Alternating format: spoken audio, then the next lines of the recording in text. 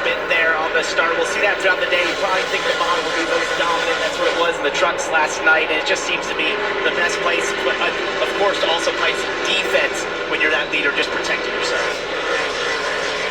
Justin Allgaier qualified up inside the top 10, one of our Dash for Cash drivers. Outside of the 25, Harrison Burton in that black and gray Ford.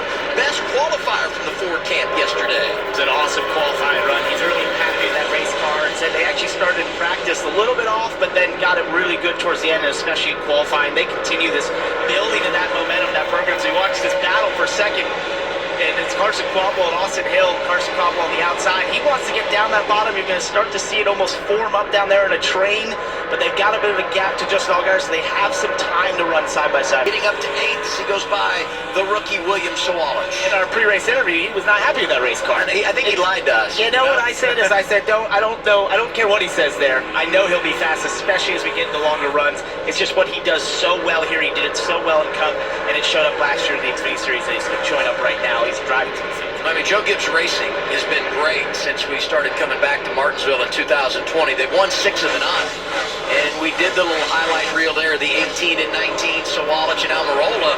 But look at Brandon Jones. He's won at this track under the Joe Gibbs Racing umbrella, qualified outside the top 5, and here he is 3rd, and he is all over that one of Carson Kvapil right now. We found him, and he's looking really good in the last portion of the corner right now, able to get that power down. It seems like he might be looking to turn under that one a couple times as they're trying to work their way through traffic, but it's good to see Brandon Jones finding their footing again. The first 3 races this year was a tough start, but the last 3, an average finish of 5.3, really turning things around, and after a tough 2 years, Adam, really, for Brandon Jones, we've been looking for him. I think we're starting to see him finally. You got to take advantage of the tracks where you run well. He's been great at Martinsville, also at Darlington, and he's trying to get second here away from Kvapil. This is a great back.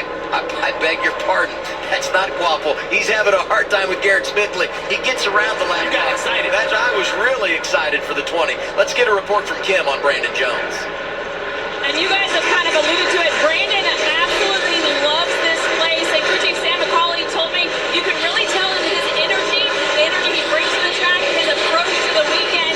And Sam pointed out that driver confidence is really half the battle. And Brandon absolutely has it here. They're looking for their 4th straight consecutive top 10.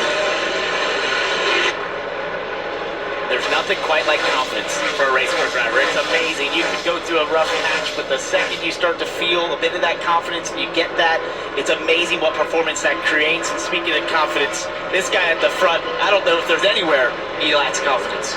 He's feeling it right now, and if not for some issues the last couple of weeks, he'd have even more success under his belt. Already a winner is going to be someone that we really have to keep our eye on. And look how he just wrapped that curve and got to the bumper of Brandon Jones. That's the mark of an impressive race car this late in the run, when the track is slick and greasy.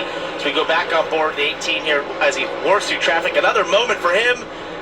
Eckes says, hey, bud, I've had enough of this. You're going to move out of the way, or I'm going to force you to. Gave him the bumper to see on that. That's a pretty heavy shot when you get shoved out of the concrete, and a little bit of actual wheel hop there as well. So he might have just overcooked the entry. We'll see that continuing today as you try to get those brakes, but you're losing the tire, you're losing the grip level, and you're going to start trying to have to back up those brake zones a little bit. Look at our bumper. Dash for Cash drivers highlighted in green. Austin Hill, the best qualifier of the bunch, is falling back behind. Austin Hill has fallen back to 7th. Justin Allgaier up there in the 4th position.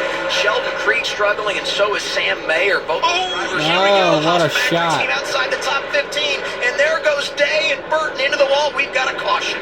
Right, so this happened. We just went on board there with William Sawalich, and that moment he had with Eckes in the 3, we heard a little bit of wheel hop and that bouncing. Corey Day there got a bit of a shot, I believe, from Sammy Smith in the braking zone. Then he gets the rear very light. He starts hopping the rears. He couldn't get it slowed down and gets forced up into Harrison Burton to a sort of an innocent bystander. And they were racing for 8th, and while Corey Day is part-time, first career start, not racing for points, this is big for Harrison Burton, who finds himself in a playoff position right now. And I know we have a long way to go, but stage points are so big for a team like that. You fall out of a position to get stage points, you got damage, you lose the track position. He's definitely not happy. No, not at all. But you know what? It's never over here unless that thing is terminal. And I'm looking at some of the damage. As long as the steering maybe is particularly straight, I definitely think he can fight back tomorrow. We'll step aside. Your race leader, Connor Zillett. She's led them all so far.